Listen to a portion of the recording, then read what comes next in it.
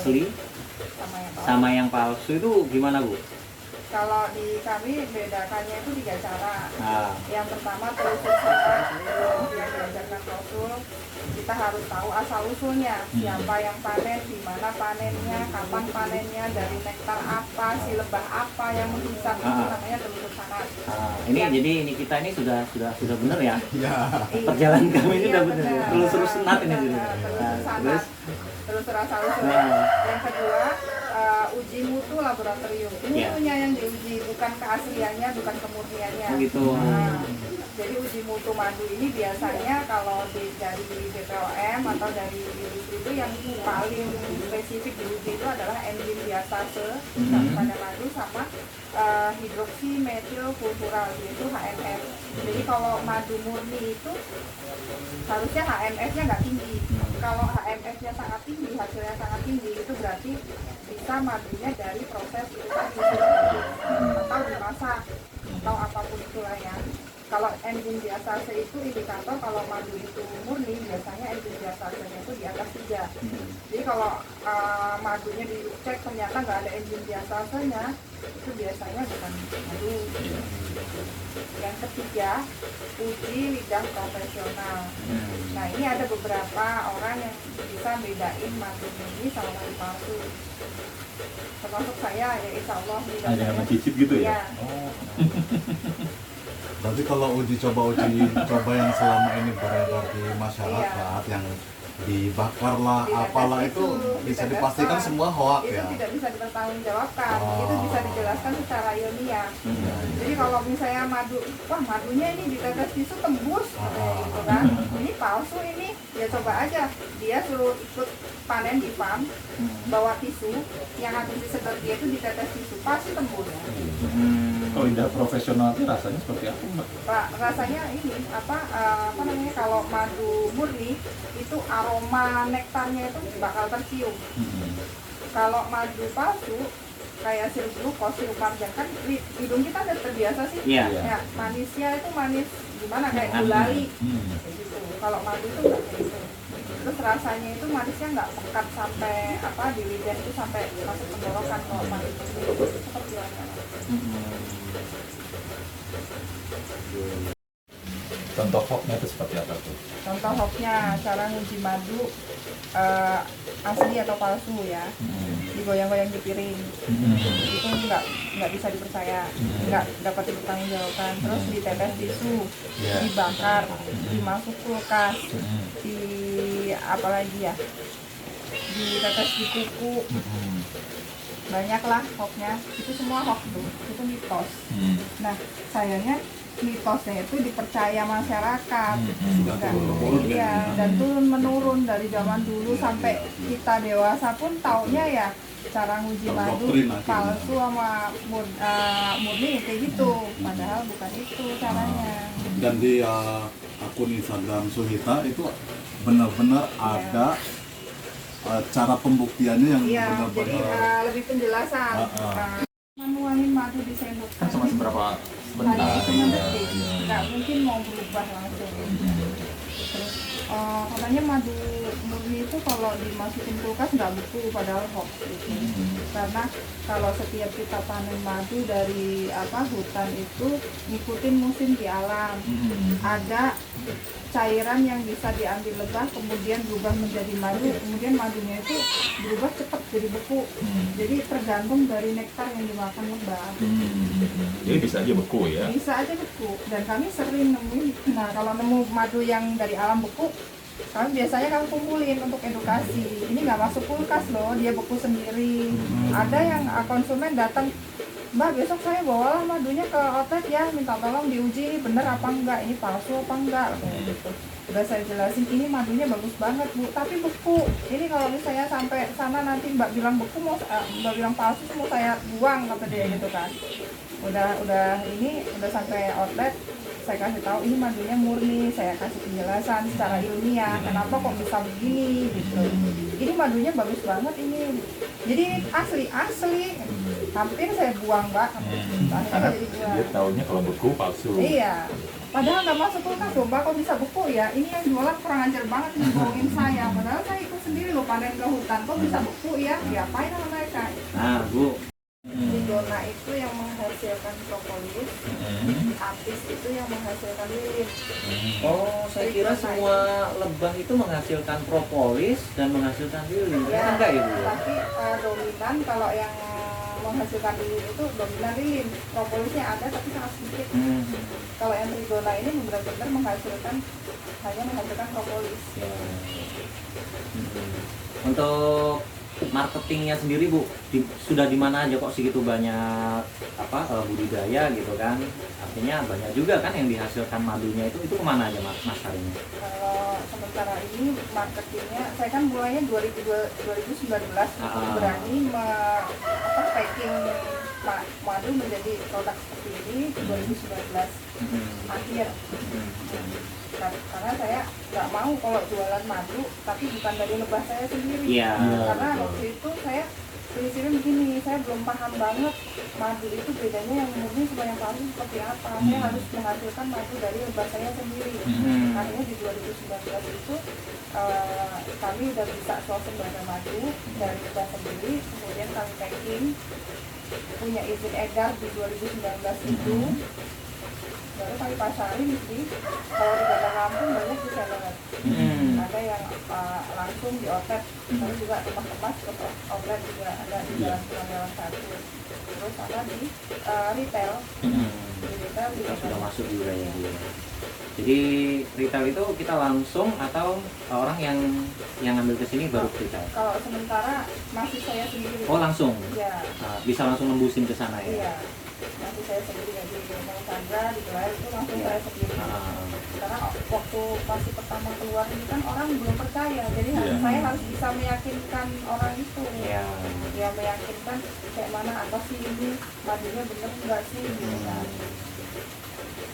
Nah, terus saya sendiri ya, anggap aja teman-teman mungkin ada yang sama seperti saya ya, bingung membedakan mana madu yang murni. Karena kita kan kalau beli di pinggir jalan ya, orang keliling atau orang yang mangkal bilangnya asli kan kita nggak tahu ya. Tapi biar aman sih saya biasanya beli di apotek gitu. Walaupun saya sebenarnya nggak tahu, walaupun dia campuran, yang penting madu gitu kan. Nggak parah-parah amat kalau sudah di outlet kan. Nah, itu kasih edukasi sih ke saya, ke sahabat semua penonton untuk bisa membedakan mana yang benar-benar murni. Terus ada berapa macam sebenarnya yang ada di pasaran itu? Jadi kita jelasin dulu macam-macam madu palsu ya. Oh iya. Madu palsu itu ada 3 macam. Namanya disingkat kalau kami bilangnya SOS. Sintetis, oplosan, sirupan. Sintetis, oplosan, sirupan ini banyak banget beredar di market. Ada sampai yang udah berisi halal bahkan ber-BPOM. Yang pertama sintetis kita bahas dulu. Madu sintetis ini sama sekali nggak ada unsur lebah madunya. Biasanya pelaku usaha itu membuatnya dari cairan glukos yang dibeli dari pabrik pembuat cairan glukos itu ada di Indonesia dan di dan Tenggal. Biasanya perusahaan itu suplai untuk industri makanan minuman. Nah, saat pelaku usaha mereka beli dari sana. Bentuknya masih dalam bentuk cairan bening, rasanya manis, belum ada pewarna, belum apa. Kalau mereka dibeli, harganya itu sangat murah, kisaran 6.000 per liter.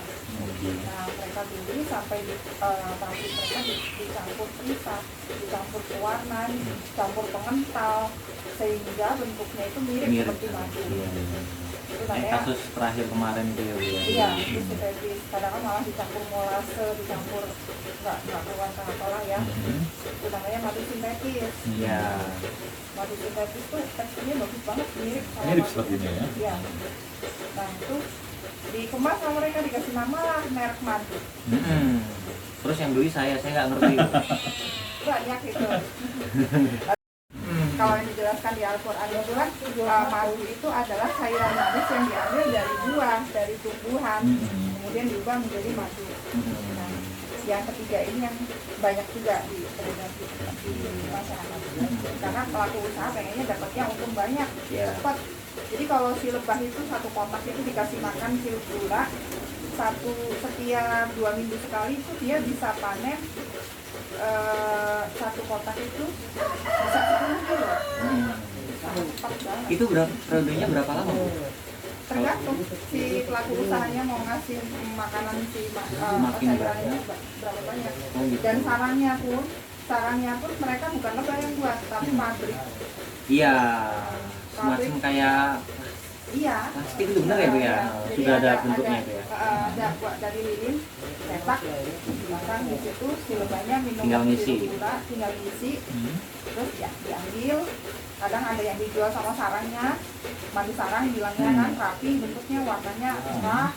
Aslinya kalau yang murni mah nggak secerah itu, dan rapi banget kan. Kalau yang asli mah nggak. Kalau madu yang udah dikemas dijual di apotek udah diisi encer itu dia nggak salah sebenarnya mengatakan itu madu, karena dia menuliskan komposisi di Iya. produknya itu mengandung madu 2%. Oh. Selebihnya Iya. bisa cairan glukos, bisa cairan gula, bisa. Tapi dia jujur fair Madunya- maksudnya. Iya. Ya, Tinggal fair. ketelitian kita aja Iya, tinggal dalam penelitian membaca kita aja, kita komposisi. baca enggak sih gitu. Jadi kalau madu yang di pinggir-pinggir jalan, madu itu punya sifat higroskopis. Iya. Higroskopis itu menyerap apapun Ah. di sekitarnya. Misal madunya ditaruh di wadah ember atau baskom, terus sebelahnya ada sabun, Iya. dan dia bau sabun madunya. Oh, gitu. Jadi sebelahnya ada bensin, ya ikut bau bensin.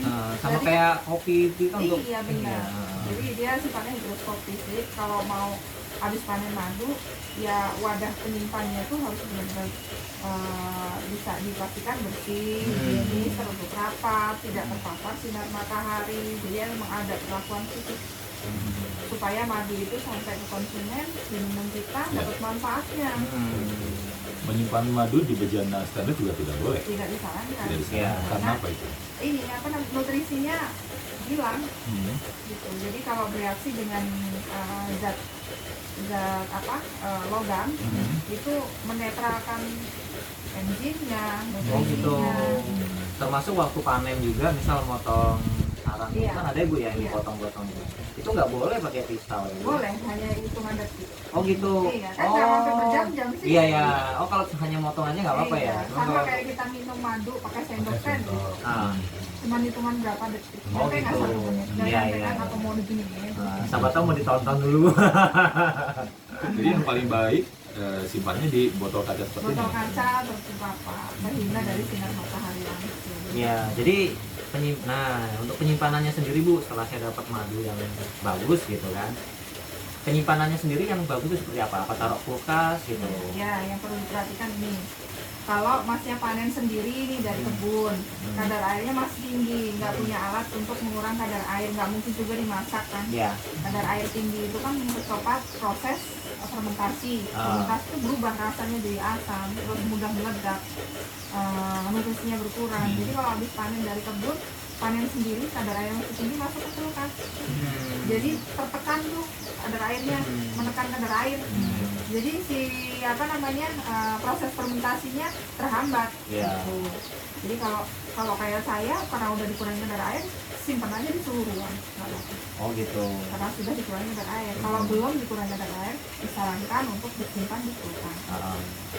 Tapi kalau misalkan taruh di luar pun sebenarnya nggak apa-apa ya. Nggak apa-apa, tapi harus cepat dihabiskan. Maksimal jarak dari panen sampai kita habis konsumsi 3 bulan.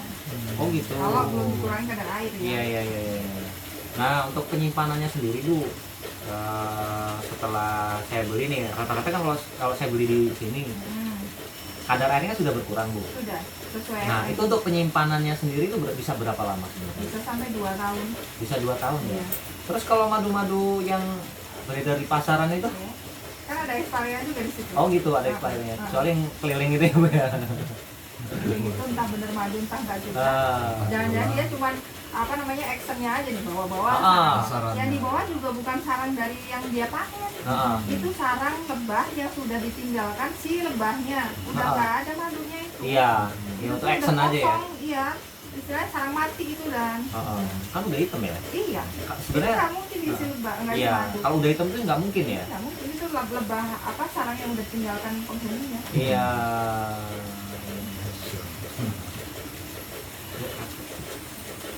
Kita ke itu yuk Bu.